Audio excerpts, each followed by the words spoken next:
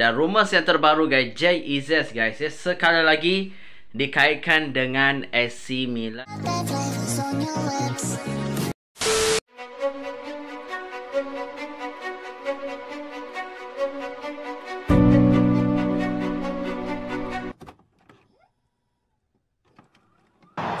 Guys, welcome back to my channel. It's a Bolagon number 1 baby. Apa khabar guys ya? Hui, sudah lama tidak aku update pasal rumors guys ya.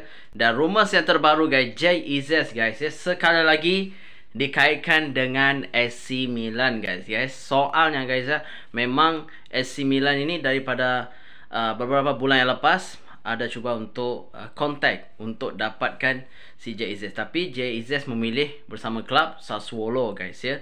Tapi bagi aku guys, Jay Izzez bersama dengan Sassuolo sekarang ini pun not bad juga. Dan aku walaupun tak update di dalam channel Bolagon di YouTube ni, tapi aku ada juga update di TikTok Bolagon ya. Kalian boleh pergi follow account TikTok Bolagon juga.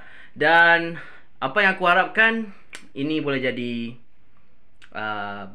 perkara yang bagus untuk Jay Izzez sendiri.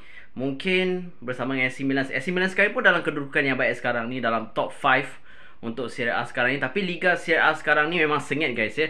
AC Milan mungkin memerlukan beberapa pertahanan player guys ya, yang aku rasa bagus. Dan pengalaman yang ada pada Jay Izzez ni memang bagus ya, bersama klub Venezia dan bila masuk Sassuolo ini.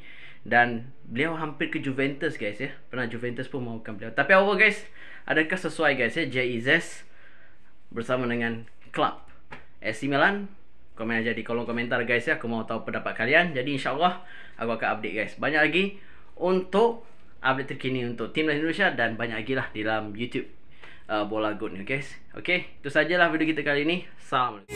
Aku ada Bolagon, jangan ragukan. Malah sampai akhir tak kenal lelah. Buktikan skill tak terbantahkan. Jadilah bintang